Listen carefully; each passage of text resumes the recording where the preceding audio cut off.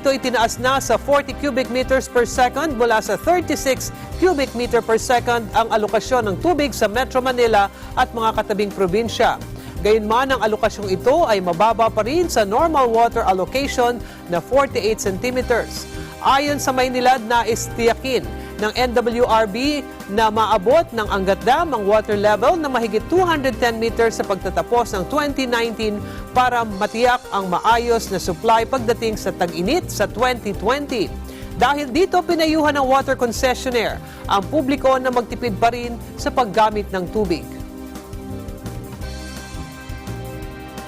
Binilaan ni Senate Justice and Human Rights Committee Chairman Richard Gordon si Bureau of Corrections Director Nicanor Faeldon. Ito ay kaugnay sa lumabas na mga ulat na hindi sisiputin ni Faeldon ang pagdinig ng Senado ngayong Lunes kaugnay sa mga napalayang preso sa ilalim ng Good Conduct Time Allowance o GCTA law. Sinabi ni Gordon na hindi niya itutuloy ang pagdinig kapag hindi dumating si Faeldon kasabay ang pagsasabing handa na ang sumpina at pirma na lamang ng Senate President ang kulang para obligahing dumalo sa investigasyon ang pinuno ng Bucor.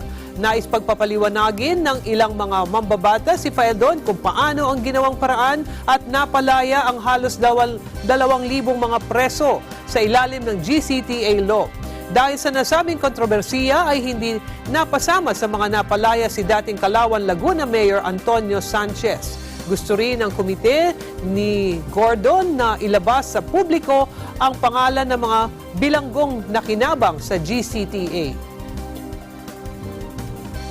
Nilinaw ni dating Special Assistant to the President at ngayon Senator Christopher Bongo na hindi dumaan sa Pangulo ang mga dokumento kaugnay sa pagpapalaya sa halos ay 2,000 bilanggo sa New Bilibid Prisons o NBP. May kaugnayan pa rin ito sa pagpapatupad ng Republic Act 10592 o Good Conduct Time Allowance o GCTA law. Mula sa Beijing, China, sinabi ni Go na pagpapaliwanagin ng Pangulo ang mga pumirma sa ilang mga dokumento na siyang naging dahilan ng pagpapalaya sa ilang mga preso. Base sa informasyon mula sa Bureau of Corrections, sumabot sa 22,049 na mga preso ang napalaya dahil sa GCTA mula pa noong 2014. Sa nasabing bilang ay 1,914 ang nahatulan at nakulong dahil sa heinous crime. Karamihan sa mga ito ay may kasong kidnapping, rape, murder at illegal drugs. Nauna nang sinabi ng Malacanang na tigil muna ang pagpatupad ng GCTA, bagay na inayuna naman ni Justice Secretary Menardo Guevara. Nais naman ng ilang mga mambabatas na imbestigahan ang paraan ng pagpapatupad ng GCTA. Hindi ipinadaan sa tanggapan ni Justice Secretary Menardo Guevara ang pagpapalaya sa mga preso sa ilalim ng Good Conduct Time Allowance o GCTA. Ito mismo ang naging pagdepensa ni Justice Undersecretary Mark Perete kaugnay ng probisyon sa naturang batas na hindi dapat munang ipaapruba sa Justice Secretary ang pagpapalaya sa mga inmate na sangkot sa karumal-dumal na krimen. Samantala, sinabi naman ni Perete na hindi naman direktang itinanggi ni Bucor Chief Nicanor Faeldon na pinirmahan niya ang release order ni dating Calauan Mayor at convicted rapist at murderer na si Antonio Sanchez. Susunod, Pangulong Duterte nais maparusahan ang crew ng Chinese vessel sa Rectobank incident. Ang detalye niyan sa pagbabalik ng Agila Balita sa umaga.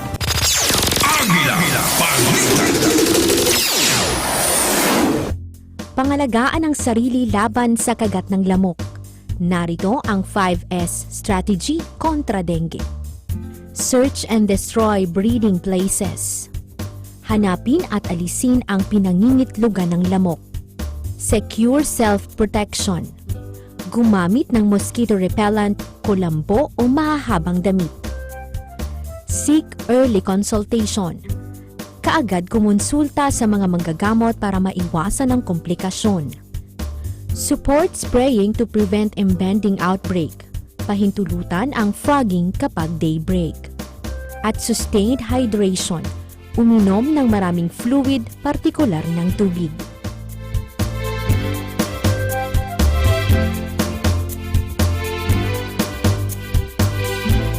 Agila Balita Lunes hanggang Biyernes, alas 12 ng tanghali hanggang 1:00 ng hapon. Agila, Balita.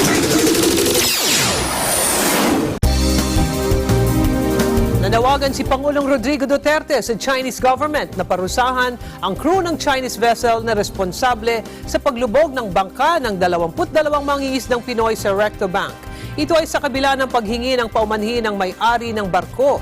Ayon sa Pangulo, layo ng pagpapataw ng kaukulang parusa na matuldukan na ang issue at maipakita ng China na hindi mauulit pa ang kaparehong insidente sa hinaharap. Nagpahayag din ng appreciation ang Pangulo sa pagkilala at pagkumpirma ng Chinese government sa responsibilidad ng Chinese fishing crew at ang kahandaan ng bansa na magbigay ng kaukulang danyos para sa mga mangingisda.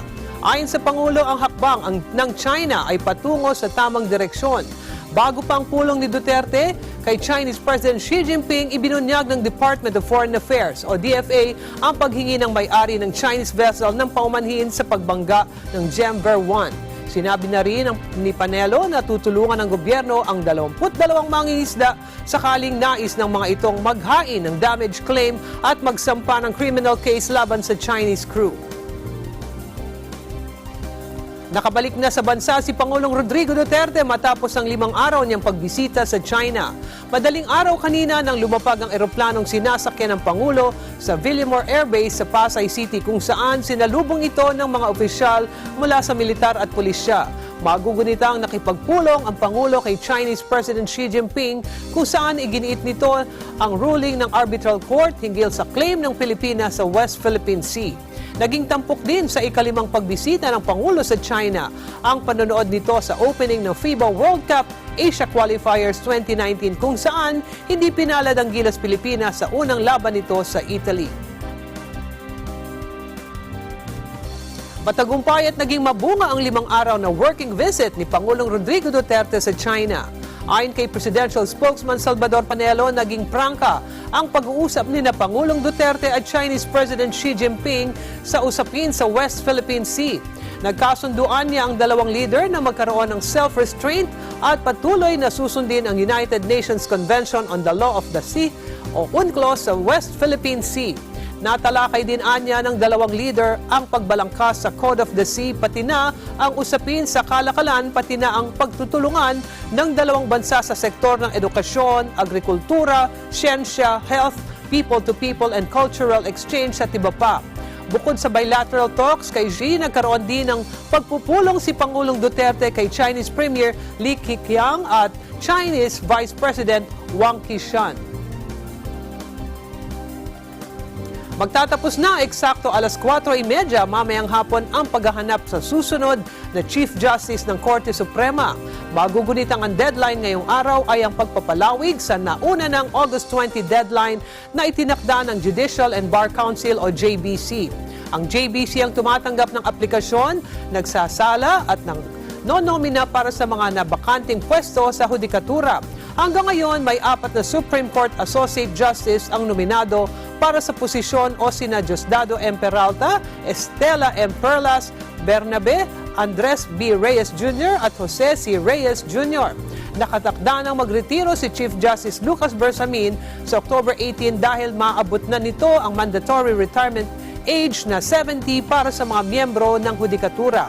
Pagkatapos ng aplikasyon, magsusumite ng 3 pangalan ng JBC kay Pangulong Rodrigo Duterte na siya namang pipili ng papalit kay Bersamin sa loob ng 90 days matapos ang retirement nito.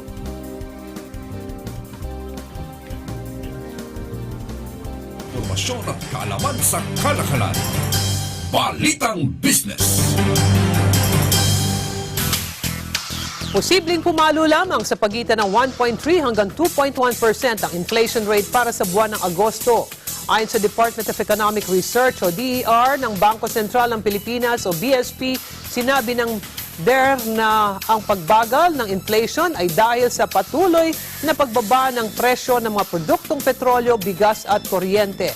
Gayunpaman, ang downward trend sa presyo ng ilang mga bilihin ay bahagya namang tinapatan ng paghina ng piso at pagtaas sa presyo ng ilang food items. Sinabi naman ng DER na tututukan ng BSP ang mga pagbabago sa mga presyo para tiyakin ang monetary policy ay magpapatuloy sa malagong ekonomiya. Ang inflation forecast ng DER ay mas mababa sa 2.4% na naitala noong Hunyo.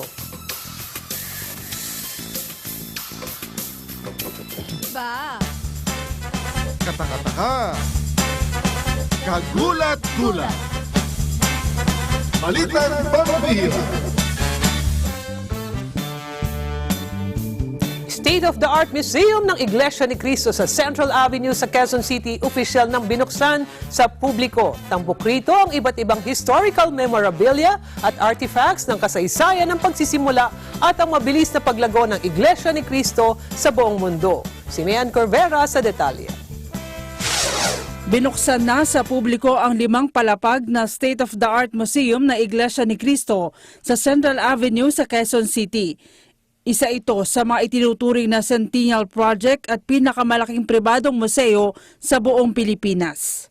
Panukala ito ng ating tagapamahalang pangkalahatan, ang kapatid na Eduardo Manalo. Kung bakit siya nagpanukala na ganito kalaki, sapagkat yung ating dating museum na nandun sa basement ng templo ay talagang napakaliit na. Kaya inisip niya na magpagawa ng ganitong kalaki. Na ito ay 4 na ektarya at 600 metro kwadrado. Ang gumawa naging arkitekto ng ating museum, si Manyosa, national artist. Siya ang pinakapangunahing arkitekto sa buong Pilipinas. Siya po ang mayroong disenyo niyan. Makikita rito ang iba't ibang historical memorabilia at artifacts na magpapaalala sa kasaysayan kung paano nagsimula ang Iglesia ni Cristo at mabilis na paglaganap dito sa buong mundo. Sinisikap ng ating kasalukuyang pamamahala na yung lahat ng kasaysayan mula nang ito ay ipakilala ni Kapatid Felix Manalo noong 1914 hanggang sa pamamahala ng kapatid na Eranio Manalo. At hanggang ngayon sa kasalukuyan ay sinisikap ni Ka Eduardo matipon ang lahat ng mga makasaysayang pangyayari sa Iglesia. Kaya siya nagbalak na maglagay ng malaking museum. Kaya awa ng Diyos, narito pag nagpunta tayo sa museum, makikita natin lahat ng kasaysayan ng Iglesia ni Cristo mula noong 1914 hanggang ngayon, pagkalipas ng 105 taong pag-iral ng Iglesia ni Cristo sa Pilipinas. Talagang ang museum, kahit naman yung museum, talagang habang dumadaan ng panahon, padagdag ng padagdag, padagdag ng padagdag. Ang totoo nga, yung mga nando sa museum, yun ay kulang pa eh. Sa dami ng nangyari sa Iglesia. Nakadisplay sa museum ang iba't ibang parangal at pagkilala na tinanggap ng INC dahil sa naging ambag nito sa lipunan, kabilang ng Aid for Humanity sa mga biktima ng bagyong Yolanda at Africa. Kaya pag nakita ito ng mga kapatid, makikita na ito'y gawa ng ating Panginoon Diyos, na sa kabila ng mga humahadlang ay nagpatuloy sa pagtatagumpay ng Iglesia. Yan ang unang-unang magiging impresyon ng kapatid. At ikalawa, pag nakita na itong museum na ito, hahanga sila sa mga kasaysayan, sa mga tagumpay at nagawa na Iglesia na hindi natin nakalain. Kaya ito magpapatibay sa pananampalataya ng lahat na makakakita nito. Makikita rito ang mga miniature at mga life-size dioramas, mga importanteng pangyayari sa Iglesia ni Cristo, Biblia at iba pang gamit ng unang tagapamahala na si Ka Felix Y. Manalo.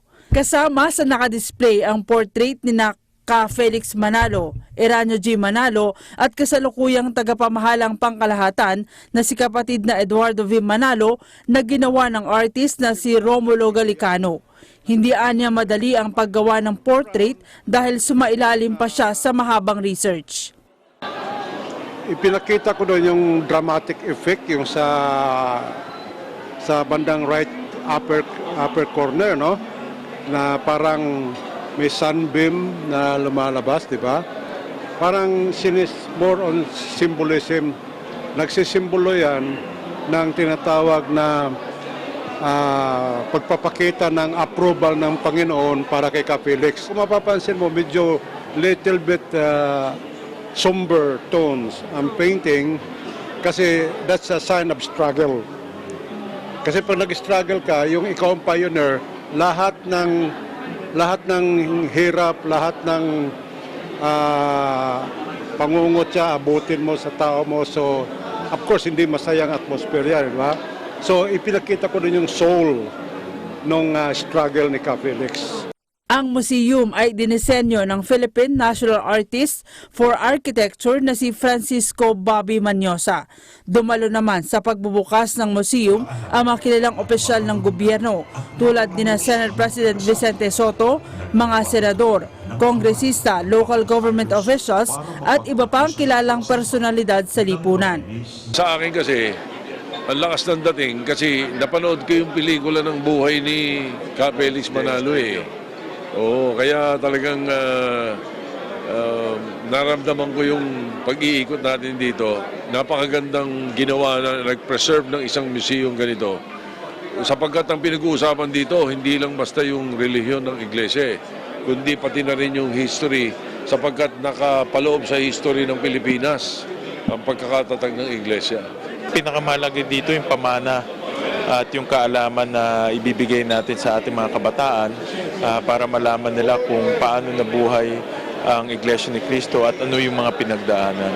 At ngayon lang at araw na ito natutunan ko na present ang Iglesia ni Cristo sa 150 countries nationwide. Tuwing nagtatayo po ng kapilya ang Iglesia ni Cristo, tuwing nagtatayo ng kongregasyon, dala-dala nito ang pangalan ng ating bansa. Siguro ito yung isa sa pinakamasayang pag-ikot ko sa museum dahil nandun yung ano ko, yung picture kasali ako. Naka-preserve lahat ng mga pictures, mga alaala hanggang sa kasalukuyan. Ang San Juan po, kung saan po ako nakatira buong buhay ko at kung saan po tayong punong lungsod, ay bahagi rin po ng malalim na kasaysayan ng Iglesia ni Cristo sapagkat si Felix Manalo ay doon mismo po nakalibing sa aming lungsod. At malaking bagay po na merong museo gaya nito upang ang lahat po ay matuto tungkol sa kasaysayan ng Iglesia ni Cristo. Nagpapasalamat naman si Quezon City Mayor Joy Belmonte na sa Quezon City itinayo ang museum dahil isa ito sa maaari maging tourist destination